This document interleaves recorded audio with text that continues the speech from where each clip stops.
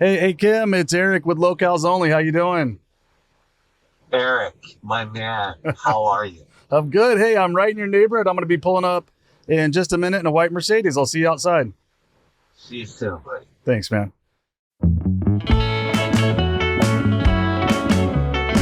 Hey, welcome to Locals Only. I'm Eric Hale, and if you don't know me, I'm the guy that founded Local Magazine 14 years ago in my garage. It's been my job for all those years to tell you the coolest places to eat in all of Southern California, fun things to do so you have date nights that aren't boring, and we've talked to some really interesting people. Now we have a podcast, and we're lucky enough to call this Mercedes-Benz EQE all-electric sedan, courtesy of Fletcher Jones Motorcars in Newport Beach, our mobile podcast studio. So sit back, buckle up, and enjoy the conversation. Welcome to Locals Only.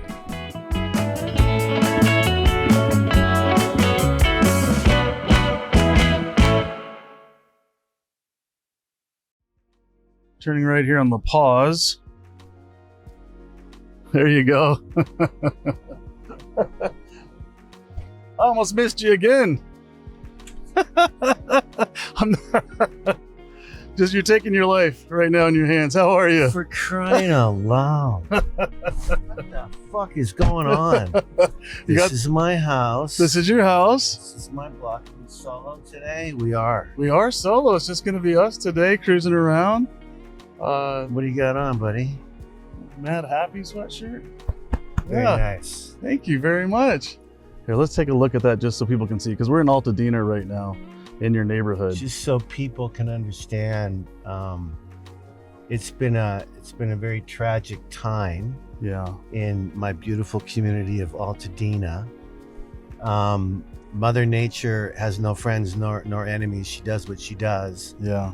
I was in New York at the time, Eric, with my premiere of American Primeval, which got canceled, rightly so, out of the respect of the fires, right? Right. Because it was just in the Pacific Palisades, and here the Eden Canyon fire that you can Oh, see. yeah. There's your seatbelt. Yeah. You can. Well, and it's just kind of, it's so hit and miss because the neighborhood's beautiful and it's standing, and then just these embers would hit a house and just randomly catch them on fire just throughout this whole neighborhood. Yeah, this neighborhood that I'm in particularly was just like you just said, but a little bit north and west. It's like a nuclear bomb went off. It is all wiped out. It's just so beyond comprehension and sad. Obviously, I came to LA when my house survived, thanks to a fast-acting neighbor and my two girls and their husband and boyfriend, my gardeners, water on my house. Yeah. So you saw it. I mean, it's. I'm very lucky, but I'm very sad for the community. That said, everyone's pulling together. Yeah. Eric, you've been reading about it. Everyone's all the GoFundMe.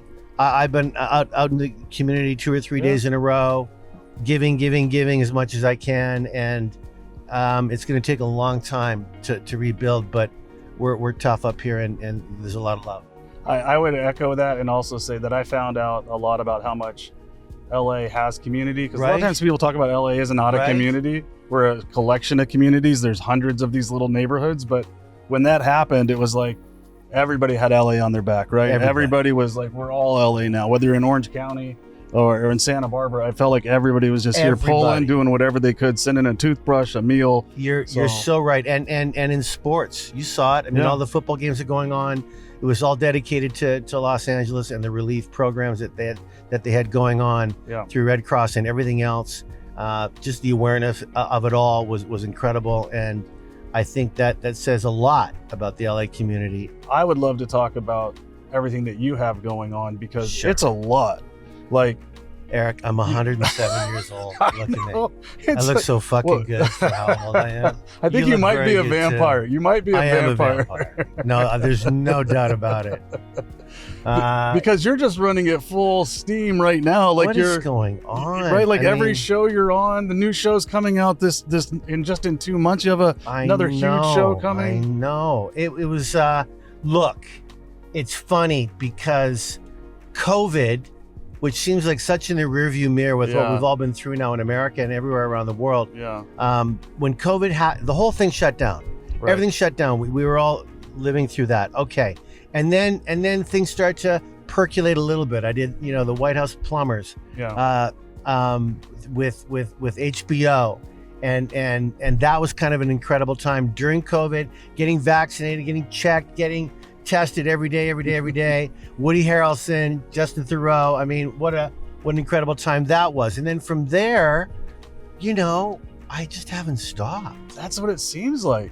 I mean, this one that I have out, it's too violent for you, Eric. Which one? Are we talking American Primeval? It's too violent. Let me tell you, that show, I thought, were you surprised at how well that did? Because I think a lot of people were. It has this title and it's about a certain point in history, but man, it is heavy and well done. The action scenes are well done, and it's deep raw. And dark, man. It's raw. It makes you go, is this what the Old West was really like? It really was. And in fact, when I did all the press with everybody else on that show, the other leads, we were told by Netflix, or at least, guided by Netflix to go, it's not really a Western. Yeah. It's a history class. Right. It's an actual history class of 1857 of a true event called the Mountain Meadows Massacre. Yeah. Everything you saw on the Mormon ledger of it all is true. Really? That's really what happened. To play Brigham Young was a gift. I mean, I'm not religious at all. I think I'm spiritual. Yeah. Happily, but to get into that man's head and read all the books that I did, and to have Peter Berg call me up. See, it just seems like so long ago, Eric. I mean, it was 2022 in November when I got offered Brigham Young, and I go, wait, Brigham. I know, because you're like, there's a school named after him, was my first thought. And I've read history like around that era, like Burying My Heart at Wounded Knee, about General Custer and all these different things, right? But you don't really realize who that person was. And I'm not saying anything to begrudge or besmirch that religion or his, that person, but when you kind of get a closer look at him, you're like, wow, this was like when you dig into him, gnarly, right? Yep. When you dig into him, he definitely saved that religion after Joseph Smith was killed in an Illinois prison. The 12 apostles all had a little speech, and Brigham Young gave this speech that it's all documented that his voice sounded like Joseph Smith. He got the gavel. He became the new prophet of the Mormon religion, and brought them from Missouri over the mountains. They headed west. They were dying of fevers, of this, that, and the other, all these carriages, and they settled in Utah. Yeah. And when they got to Utah, the story goes that he literally, he looked around.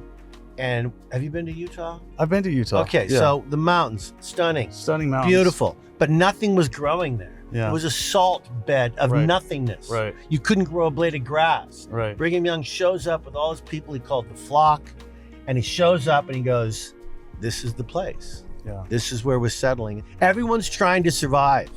And to shoot that show in Santa Fe, which looks very much like Utah, with the mountains and whatnot, that was real snow, bro. Those were real wolves, brother. You weren't faking that. We weren't faking any of that stuff. I think the part I liked about it, I really was drawn to your character. I really was. Thanks. And I think what is hard to portray when you're going at a period piece, right? Yeah. Is probably the solemnness of that. Like, I know you just told me you did all of this research. You knew about the character and stuff like this, but there had to be like a solemnness. There had to be a lot of, it was torture kind of going through everyday life, whether just going to the bathroom or, just getting up and going about your stuff. It wasn't easy like today's life is easy. So you had to figure out a way to channel that and still be kind of like, you got your suit on, you're classy, you're leading a whole people, but at the same time, you're using an outhouse. So you got to get this whole like. I had a good outhouse though. Brigham Young had a nice outhouse. But I'm just saying, it was a miserable time. So you had to play this like very quiet, For sure. Yeah. Very, very good. But Eric, come on, you saw the show. Betty Gilpin and Taylor Kitsch and those incredible actors who were out in the wild, out in the snow. Yes. Brigham Young's hardest part of his day was getting on top of my 17 hands high stud of a horse called Phoenix. Yeah. That was as hard as it got for me. You didn't have a hard life. Physically. Yeah. Man, I love to ride. We got cowboy camp in. Yeah. I met all my Mormon militia, Joe and Alex and the boys, and we got to hang out and got to know one another. And Peter Berg, I cannot say enough about his brilliance. He's a true artist. Yeah. For him to cast it, to stage it all, to know where to go, know what to say to these actors. We all came prepared. The prep was incredible. And then to shoot it for 5 months, and then we went on strike. Yeah. SAG was on strike in 2023. So we had to stop production, even though I was done. Shea Wiggum, brilliant. Most of my stuff was Shea. We were done, but then we were on strike. So they couldn't complete this show until March of 2024. So by the time we actually finished this 6-part limited series, it was, almost the summer of 2024. Yeah. So then the music and this, that, and the other, that's why we didn't release it until January 2025, because it just took forever to complete this thing. But I can't remember being this proud of an overall production. Incredible. Mark Cantoni, the first AD, Judy Dickerson, my vocal coach, Johnny, everybody, hair, makeup, they were so incredible. Virginia with the wardrobe, and like I said, Peter Berg and Netflix, they just went for it. And that's a long-winded answer to your question, but yes, I'm very proud of it. I think you should be. Pretty excited to see what it's got coming up with stuff down the line. Now in my group chat, I got some friends in my group chat. Shout out Jason, Joey, and Anthony. But when I first said hi, when I first told them that you're going to be on the show, I expected somebody to respond with, Sons of Anarchy. That would be the first one. And the first text back was Waterworld Drifter. Wow. I think I was like, 35 when I did Waterworld. And if you honestly, this is the way it happened. I mean, I'm Canadian, proud, and American too. Canadian first, and I got to tell you, when I was at Stratford playing Macbeth, I was 27 years old. John Neville's directing me. I'm killing it, I guess, and all these New York agents are seeing my work in Ontario, outside of Toronto. They said, you got to come to New York. I signed with a big agency right away. I knew nothing about America really, but I knew I wanted to be in the best arena that I could possibly be in. So there's a lot of layers to your career. And I think a lot of people might say, oh, he's been in a lot of things. Yeah. But I feel like almost each one of those, if it was a layer cake, they all help you build into who you're becoming. And maybe actors start getting so busier later in life because they have the chops, because they've literally done all these different, or they survive. Fuck me. I mean, you can never tell. Are you an actor, by the way? No, I am not. You're very handsome, man. Oh, thank you. You could be an actor. Okay. Eric, think about it. All right, Never too late. Especially Tell comedies. Comedy. I love your gray hair. No, thank you. Look, when we go silver. You can never. It is silver. Yes. Silver fox. Yes. You can never tell an actor to get out of the business. Right. It's got to come from the actor themselves. You can't go, you know what, maybe you can't. An artist knows when it's time to do something else if it's not working out. Right. And for me and Matt Craven and Billy Fichtner and all these guys who are now in their 60s, were Tommy Flanagan. I mean, I can go on and on. Mark Boone Jr. We had Ron Perlman, one of my best friends in the world. These guys have hung in and because fuck it, we're good. Yeah. And we're persistent and we never gave up. And Eric, I never knew the power of television until Sons of Anarchy. Right. I always said, no, I don't want to be a regular on a TV show. And that's kind of like, it's not, I think there was a prime for television. It was probably the 1950s and 60s when everybody in the world was watching it. But this Sons of Anarchy was kind of at that pre-social media taking off phase where everybody still was tuned into that. That's where they got their entertainment. Do you know when it changed for me was The Sopranos. When The Sopranos opened on HBO in those late 90s, it's the first time I actually watched a television show in a while on TV. I was a movie guy, movie. And I saw that show and I went, what is going on? That is the most exciting movie every week I'd ever seen. It's like it was a 1 hour movie every week. Every week. I showed it to my wife maybe 2 years ago. She'd never seen it. And we would be out shopping or at dinner. She's like, "We need to go home and watch an episode." And I'm Can't like, miss "Yeah, it we Sunday do." night. Yeah, it was must see TV, Right? For sure, yeah. So from that, things started to change. Yeah. That whole cable, the FX, USA, HBO, Showtime. Splintered. They started to do some really incredible, you could swear, you could show some nudity, you could be real with life and stuff, like a movie, not like the network television that was going on at that time. Right. And so to be cast in Sons of Anarchy by Kurt Sutter, brilliant, was for me an eye-opening thing, because before that I was, you're the guy from Waterworld. Oh, you're the guy from the Goon. Oh, you're the guy from Black Hawk Down. Right. I became Love Black Hawk Down. I became Kim Coates. Yeah. From Sons of Anarchy. From that show, it established you. Correct. Right. People automatically recognize you. They knew my name. Right. I've been recognized before, but you're that guy. Oh, you're that.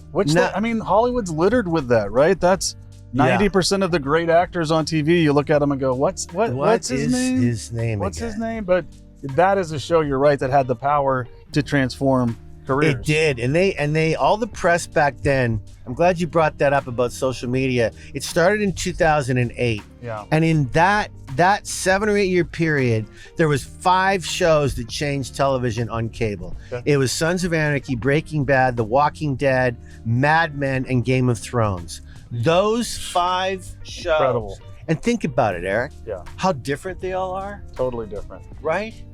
They all have the series effect. They're all the 1 hour major production, almost like making a film. Yeah. But yeah, they're totally different. They're their own unique writing, circumstances. It's all very unique. Wow, we're at Woodbury. Yeah, and now we shot a lot of SOA up in here. Oh, really? So talking about Dead City. Yeah, Dead City. So this is a franchise that really dominated for a long time, right? I think a lot of us were saying, man, this would be so cool if they did it here, and if they did it here, and if they did it here. And then they must have heard, because then they started doing it in California, and then they were doing it here. So this is a Walking Dead, or a part of that, I guess, that canon. But it's all in Manhattan. Yeah, this one is. Yeah. I mean, I don't know. What is there? There's like 2 or 3 spin-offs, right? Yeah, there's a couple. There's the one that I'm in. And then, there was Fear the Walking Dead, which was kind of out in LA. That's gone now. Yep. But there is now, I think there's Scott Gimple, he's the one you should talk to. He's the guy who created the whole thing. Yeah. But The Walking Dead has the one that I'm in, Dead City. And then there's the Norman Reedus one, right, that they're filming over in Spain right now. They were in France, now they're in Spain. Those are the 2 main offshoots that are still filming. Right. So I get a call by Eli Journet, the showrunner of Dead City, last year, like maybe March. And look at these trees, bro? Like they all survived. These incredible, beautiful Christmas trees. Mother Nature, wow. Yeah. Resilient. It just is. Anyway, so it was like March. I got a call from my people. Eli Journet wants you to come on to the 2nd season to cause a little havoc. As a bad guy, right? As a guy that he's written with you in mind. Oh, boy. And I'm telling you, bro, I said, well, I need to read it. So they sent me 2 episodes of the 8. And this guy was written for me. Yeah. I mean, he just was. He's an absolute conniving, mischievous dink. Yeah. He's tough. He's a coward. He's rich. He knows how to play everyone's strings. He's a multi-millionaire who survived the apocalypse in Manhattan and now has risen to the city with a gang. So he's like a gang leader. He's a gang leader. Okay. There's 3 or 4 gangs that are going on. Character built for you. March, So he's a gang leader and he is living in Manhattan. 3 or 4 gangs, and of course, Maggie, Lauren Cohen, and Negan, Jeffrey Dean Morgan, who are 2 of my best mates. They're both brilliant. I love them both so much. They arrive in Manhattan, and what you're about to see over 8 episodes. They did 6 episodes in the first season. 8 in this one. Yeah. It's gonna blow your fucking mind. Yeah. It's just the special effects, what they do for Manhattan and how they film it. The studio that we had in Boston where we filmed it was like no other. Hard, grueling shooting. It was in the summertime, May, June, July, very hot, muggy, but a small price to pay for something that I listen. I'd never seen a show like The Walk. I don't watch anything. Right. I don't watch my own shit. Okay, like I just don't. And so for me to get into that world, into Scott's early world of The Walking Dead, and see the first couple of shows and how it progressed into what it's become. Right. What a franchise. Oh, it's incredible. Now, I felt like as it kind of got along, it became more about the personal relationships. It became more about the humans than the zombies. They're just like the kind of the virus that's walking around, but it's how we treat each other is really the story, right? Well, that's right. I mean, think about Sons of Anarchy. If there wasn't a human relationship, it was like a soap opera. Right. I mean, really, truly, if you didn't care about the characters or hate the characters or love the characters or the relationships within the characters, then you really don't have the motorcycles or the violence. Right. It's about the characters. Right. Chris Sutter was very, very adamant that this was a character-driven show. Did you ever wonder if the title wasn't about the humans, not the zombies? No, The Walking Dead? I never did. I just thought, because I mean, that just kind of came to me, but they were kind of the ones living out. They were the Walking Dead. They were the ones that were eventually going to die. They were just walking around, kind of going through this. So maybe they were the tortured souls, not the ones that passed away. Yeah, no, I never thought of that. Yeah. And also, when you're on a zombie show, you got to know the rules.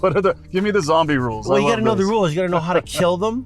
Right. You got to know what works, what doesn't work. And every zombie every zombie show has different ways to kill the zombies. Damn, how dare they? They can be different speeds. How dare they? Like the ones in Generation Z with Brad Pitt. They were so fast. I'm like, this is over in like an hours. They were way too quick. Yeah, way too quick. And that's what I loved about The Walking City. Dead. I feel like I could get one of them. Yeah. You feel like you can stay away from them. They gotta gang up on you. Right. If they gang up on you, you're in trouble. But there's no way I can't outrun. Oh yeah. I feel like you can almost like limp away from most of the zombies. Like, come here, come on, all right, push them over. No, I can't wait for May 4th. It's May 4th, bro. That's right. Hey, right around the corner. Yeah, I'll be flying to New York last week of April with the other leads, and we'll do a lot of press and a lot of podcasts like this. So you're killing it, eh? Oh, buddy? You're a bit of a rock star.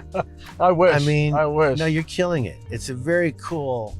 It's a cool thing. Thank you so much. This is really so different. Like we're driving around, bro. Yeah, you get to, and you don't have to go to a scheduled event. You just kind of like, I pick you up and I drop you up. Yeah, I've thought of it. And then Mercedes was nice enough to give us this car and threw a few cameras in, and it's been fun. And how many shows have you done now? About 25 of these. Isn't that great? Yeah, I did one just yesterday. Had these two great chefs. They have a restaurant in Inglewood called Two Homes. They just started it 2 years ago. Yeah, but they've only been doing it for 2 years, and they've already made the LA Times 101 best restaurants twice in their first 2 years. So they were in the car yesterday, and we have all kinds of fun guests. So it's just it's fun to go around and meet people and tell different stories. Yeah, my publicist I'd heard of you for sure. Yeah, but then they started sending me they sent me one of the shows that you did. And it is funny and just thank you and driving around and a completely different part of LA too. Right. Like I think it was like down by the beach, and just it's just different. I love it. Thanks. Good for you. So we've talked early career. Yeah. We've talked very recent career, and we've talked a little bit about Altadena. Tell me about. You grew up in Canada, right? I did. Great little area down here. Being from Saskatoon, Saskatchewan, that's where Gordie Howe was born, actually Floral. But yeah, Saskatoon. You come out of your mama and you're a boy, girls and boys now, but back then you come out of your mama and you're a hockey player. You play hockey. That's just what you do. And so I was a hockey player. I wasn't good enough to make the NHL, but I could play. Yeah. And you realize when you're 14, 15, if you don't make the Saskatoon Blades, the junior 18, you're not going to make, so you do something else. So I went to college and took some history classes. I wanted to teach history. I was a history major until I stumbled into acting. So, yeah, man. I mean, I love going home. I love my country. I love working there. I mean, I did a big play. I went back to the stage in 2018, a Jez Butterworth play called Jerusalem. Sir Mark Rylance starred in it, won all the Tonys and Laurence Olivier Awards in England for this play called Jerusalem. How do you mentioned so many different things going on, and I feel like they're at the same time, even though maybe they're just getting to the screen around the same time. Is it hard to get into so many different characters back to back? I feel like they're similar, but they're very different. Look, I mean, Eric, I'm 107. I get to say no all the time. Right. I'm so lucky with my career. It's all worked out. I don't have to audition much anymore. Yeah. Just for the big Marvel movies, which I never seem to get. I don't know why. Yeah, I could see in a Marvel movie. Come on. You could be like come on. Oh, what's the guy's name? Whatever. Funny, violent, funny. That's Kim Coates. Get your shit together. Anyway. Maybe in the DC universe too. Maybe that too. I can see you over there. God darn it. Yeah, come on, guys. Give him a call. Anyway, no, I don't have to audition anymore, and that's pretty lucky. So Sons is over, 2014. Right back into movies. Hardcore. I did this thing called Bad Blood up in Canada, which Netflix, huge shit on Netflix. We won again. I won Best Actor, Best Show, Best Writing up in Canada for that show. It was on City TV. So proud of it. Mark Montefiore, Michael Conovis, just great producers, great writing. We had Anthony LaPaglia starring it with me, the late Paul Sereno, who's gone now. He was incredible. A lot of great Canadian actors. Fine. And then from there, I needed to go back to the stage. And so that's when they found me this play, my agents, and these producers were dying. I said no. And then my daughter Brenna said, Dad, you've got to play this guy. You have to play this guy. So I said I would, and I'm glad I did. It almost killed me every night on stage. And I'm not even joking. That's a lot of work, right? It was prep work, getting out there on the lights, doing everything. It was unbelievable. I mean, I've come from the stage, but I hadn't been on stage in 30 years. Right. Think about that. Yeah. 30 freaking years. Hey, you got a few years on me, and I don't think I could be doing that every night. Like that's right. That's a lot. So it was a lot. Anyway, glad I did it. Fine. And then, I don't know. I mean, I'm so lucky. I live in Canada. I live in America. I mean, your life is great. So let's just put a blanket on that. You have a great life. You've done a lot of wonderful things. You've played a lot of wonderful roles. You have a great family. Like you're winning at life, right? Thanks. But at your age right now, what's left? What do you start looking forward, right? Like what I start doing it. I'm 53 and I start going what do I have left? What am I going to do with the rest? That's a great question. I love my family, my friends. My mom's still alive. She's 95. Oh, wow. I get to go back to Saskatoon and see her as much as I can. I got my buddies in Saskatoon, in Vancouver, Toronto. But some of my boys are starting to pass away now. They're starting to die now from cancer, from this, from age, whatever it is. And it's sad as fuck. Yeah. And life doesn't stop for anybody. Doesn't stop for anybody. And so that's a very good question. I don't try and get too far ahead of myself, Eric. I try not to. I know what I'm doing now. I'm getting prepared for another movie. You can see I'm growing some stupid hair on my face. That's going to come in handy in about a month and a half. I've got that premiere in New York. I did this amazing movie. But do you ever get afraid though that if you just focus on that, this is what I was trying to get into, right? Like I feel like sometimes I get so focused in the minutia of doing what I'm doing next. You have a significant other? I do. I'm married. We've been together for 13 years. 13. So you talk, you chat, you share, you go over stuff. That's what my wife Diana does for me. She does it for you. Yeah. Without her, I'd be lost. Me too. She's like my little buoy out in the ocean. Right? So how lucky are we? Yeah. And you're not always. I mean, we've been married for 40 years, which is kind of a record in Hollywood. It might be actually a record. It's not really, but it should be. It should be a record in any. It should get a plaque. It should get a plaque. Yeah, at least a plaque. I'm gonna call my wife as soon as I'm done here. I want you to order me a plaque. A 40-year plaque. A 40-year plaque. Yeah.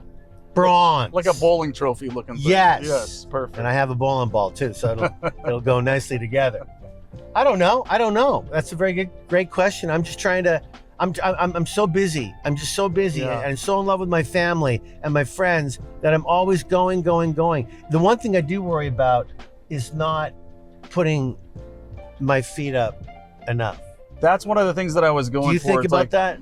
Well, when I think deeply about this stuff, sometimes I go, does it really fucking matter? Because if you achieve everything or you achieve nothing, if you're busy all the time or put your feet up all the time, at the end of the day, other than what the people remember you as, there's not a lot there. But when you're a family guy, when you have kids, one of the biggest things you can do is maybe show them what's possible to help them build, to help them become something. But I feel like sometimes I do let it kind of get away from me a little bit. And I do want to do all the things, but you're right. There's like this, do I put my feet up and relax, or do I just keep grinding and let's make the most out of this life. Let's burn it on both ends. It sounds like you're doing a pretty good job at doing both. Yeah. I mean, I know how lucky I am that my career's worked out, and I have 2 beautiful daughters who are well on their way being successful at their own thing. Right. And I've got a wife who's still hanging out with me, which is a fucking miracle. And I've got homes all over the world, and I've got friends that I adore and love, and I don't see them as much as I used to. So for me, being a lot older than you, I can really afford to put my feet up now a little bit more. Right. I really can. Right. And I'm not worried about my legacy or worried about, all I'm worried about is my friends at being the age I am and doing the work I'm doing. I still want to direct. I have to direct a movie before I'm done. There you go. So there's something we can put on the list. Time. So that's one thing I still need to do. But I know what it takes, Eric. Like to actually direct a movie. Yeah. You need to be happy with the script. Mm-hmm. You need to finance it. You need to cast it. Yeah. You need to shoot it. Right. You need to edit it. Then you need to put music to it. Then you need to find. That's a good 2 years. That's a good 2-year thing.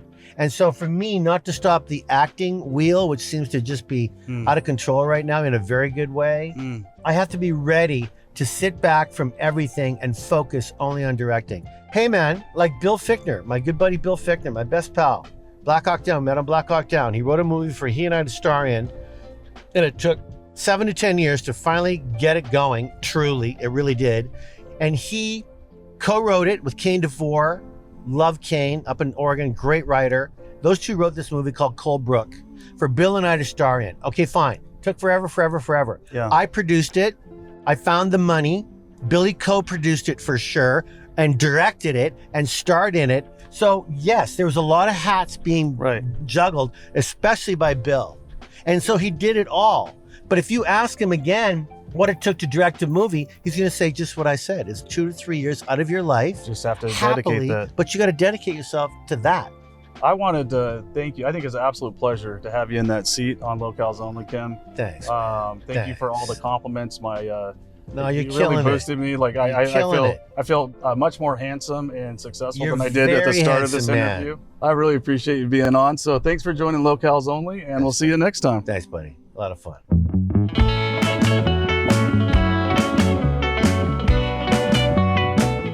I want to thank everyone on the Straw Hut Media team, including executive producer Ryan Tillotson and our editor and producer Parker J. Hicks.